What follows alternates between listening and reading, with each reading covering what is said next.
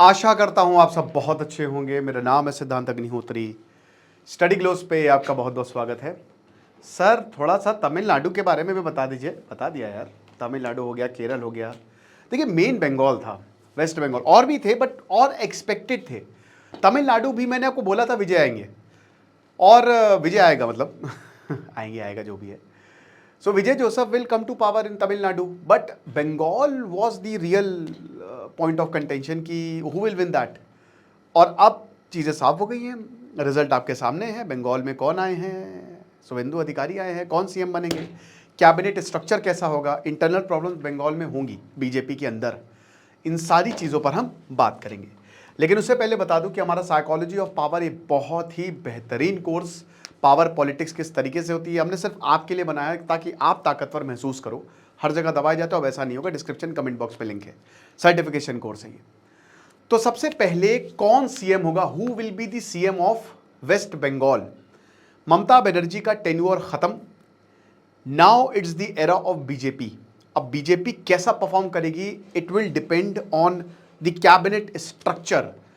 क्या क्या होने वाला है बंगाल में?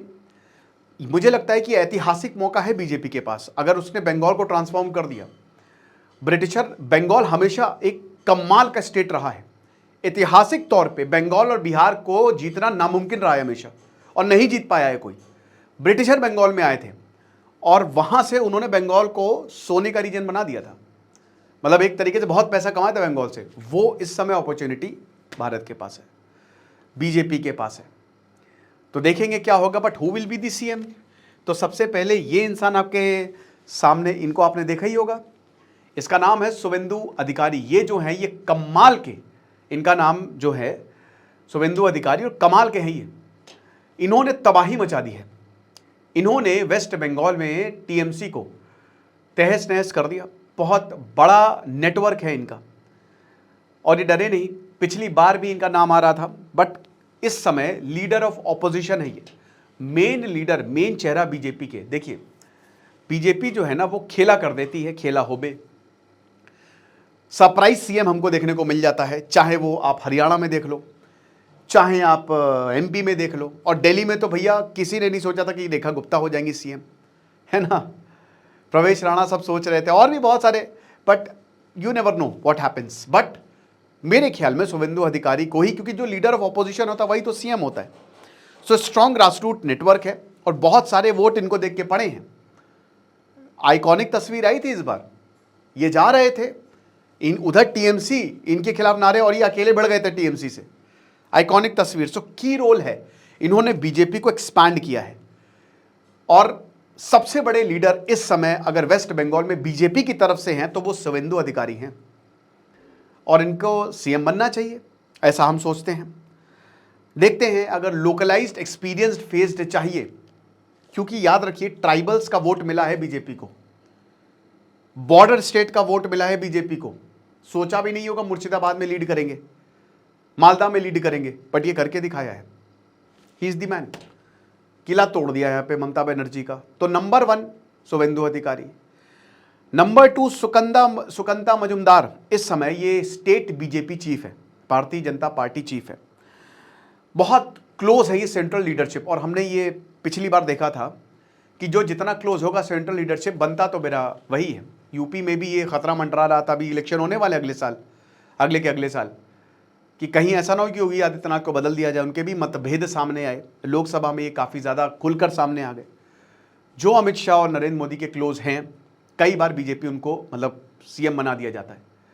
सुकंता मजुमदार वो आदमी हैं जो सेंट्रल लीडरशिप के काफ़ी क्लोज है। लेकिन सबसे बेहतरीन चीज़ ये है, सुकंता मजुमदार की इमेज जो है ना वो बहुत ही ज़्यादा क्लीन है, ठीक है। और द मोस्ट इंपॉर्टेंट कि एकेडमिकली जो हैं इनका बैकग्राउंड बहुत अच्छा है। अब बात ये है कि भाई देखो, द थिंग इज कि ठीक है स्टेट बीजेपी चीफ है, बट क्या ये बदल सकते हैं? बीजेपी की डायनेमिक्स को इस समय समझना बहुत ज़्यादा ज़रूरी है, क्योंकि ये बंगाल है, कोई और स्टेट नहीं है। डॉक्टर सुकंता मजुमदार पीएचडी है इनकी, बीएड है, बहुत पढ़े लिखे आदमी है, बहुत हाईली क्वालिफाइड इंसान है, ठीक है। और प्रोफेसर साहब है ये, लेकिन वही बात है ना, सेंट्रल लीडरशिप के बहुत क्लोज है, बट क्या ये वो काम कर पाएंगे? क्योंकि बाकी भी तो लाइन में है। सबसे ज़्यादा मेहनत किसने की? शुभेंदु अधिकारी। सबने की नो डाउट, बट कह रहे हैं ना कि शुभेंदु अधिकारी बहुत लंबे समय से इस पोस्ट पर नजर तो गड़ाई होगी। उनको पता है कि अगर हम जीतेंगे और इस बार चांसेस ज़्यादा है तो हम सीएम बनेंगे, तो इमेज बहुत अच्छी है, लोग इनको बहुत पसंद करते हैं। तो सुकंदा मजुमदार भी एक बहुत बड़ा नाम है। Then the third one is Dilip Ghosh. देखिए दिलीप घोष थोड़े से ओल्ड गार्ड है बेसिकली। जब से बीजेपी बंगाल में आई इन द सेंस कि यहाँ पे प्रेजेंस तब तक दिलीप घोष प्रेजेंट है, ठीक है। कैडर कनेक्ट इनका बहुत ज़्यादा है। अगर आप कैडर से पूछेंगे तो वो एक सुर में बोलेंगे कि दिलीप घोष को बनाइए आप, और बैलेंसिंग ये सेंट्रल के भी क्लोज है। कहते हैं ना कि शुभेंदु अधिकारी, सुकंदे मजुमदार इनके बीच में फॉल करते हैं, ये क्लोज है बहुत ज़्यादा लोकली भी, और सेंट्रल लीडरशिप के भी काफ़ी क्लोज हैं, बेस्ट है। बाकी वाइल्ड कार्ड पॉसिबिलिटी ये है, बहुत सारी हो सकती है, किसी को भी सीएम जो है बनाया जा सकता है, यू नेवर नो। सो देखेंगे बीजेपी वैसे तो कैसे डिसाइड करती है, सारे एमएलएस को साथ में लाती है, मेंबर ऑफ लेजिस्लेटिव असेंबली को, और उसके बाद वोट करवाए जाते हैं। सेंट्रल लीडरशिप वैसे तो वे डिसाइड करती है। ओके, सो मोस्ट प्रोबेबल जो है सीएम मेरी तरफ से शुभेंदु अधिकारी। आप बताइए आपको क्या लगता है? अब थोड़ा सा हम साइज और स्ट्रक्चर की बात कर लेते हैं। कैबिनेट मिनिस्ट्री में 20 से 25 इंक्लूडिंग सीएम हो सकते हैं। अब कैबिनेट मिनिस्टर्स कितने होंगे? टोटल मिनिस्टर्स, कैबिनेट मिनिस्टर्स इसमें टॉप डिसीजन मेकर होंगे, देन मिनिस्टर ऑफ स्टेट आ जाते हैं। तो टोटल मिनिस्ट्री इसमें 20 से 25 हो सकती है, बहुत ज़्यादा से ज़्यादा 30 चली जाएगी, बट मुझे नहीं लगता कि इतनी लंबी कैबिनेट, इतनी बड़ी कैबिनेट रखेंगे। रखना पड़ेगा बीजेपी को बंगाल में, क्योंकि चीज़ें अलग है। बंगाल में के लिए बहुत मेहनत की है बीजेपी ने, हर किसी को अपना हिस्सा चाहिए दोस्त, मान के चलिए। Top 4-5 people CM most likely Suvendu Adhikari होंगे। डेप्यूटी सीएम सुकंता मजुमदार बन सकते हैं, बिल्कुल 1-2 डेप्यूटी सीएम हो सकते हैं। बैलेंस करना है ना आपको, वोट लीडर्स के कैंडिडेट लेवल जो पिक किए गए हैं ना, जो कैंडिडेसी पिक की गई है बहुत बढ़िया की गई है इस बार। सबको हो सकता है 2 आपको डेप्यूटी सीएम जो है वो वेस्ट बंगाल में देखने को मिले, ठीक है। एक नॉर्थ बंगाल से देखने को मिले, एक वो जो एससी या SC/ST या ओबीसी बैकग्राउंड से देखने को मिले। तो शुभेंदु अधिकारी के साथ ये 2 डेप्यूटी सीएम आपको देखने को मिल सकते हैं, क्योंकि regional balancing is very important. हर रीजन से मैंने बताया कैंडिडेट सिलेक्शन, कैंडिडेट बहुत लोगों ने भर भर के प्यार दिया उस पर्टिकुलर कैंडिडेट को। वो नहीं चाहेंगे कि कैंडिडेट जो है वो थोड़ा सा कम हो, क्योंकि बात तो उनकी पहुंचानी है ना। सो नॉर्थ बंगाल में स्ट्रॉन्ग रिप्रेजेंटेशन है, 3 से 5 मिनिस्टर तो नॉर्थ बंगाल ने बीजेपी को जिता दिया मेरे भाई, मैं सच बता रहा हूं। जंगल बेल्ट, ट्राइबल बेल्ट है, 2 मिनिस्टर तो आपको यहां से दिखेंगे ही दिखेंगे। साउथ बंगाल से 4 से 6 मिनिस्टर्स बन सकते हैं। ओके, ये चीज है। अब द मोस्ट इंपॉर्टेंट कि इंटरनल प्रॉब्लम्स जो है वो यहां पे बीजेपी में हमको देखने को मिल रही है।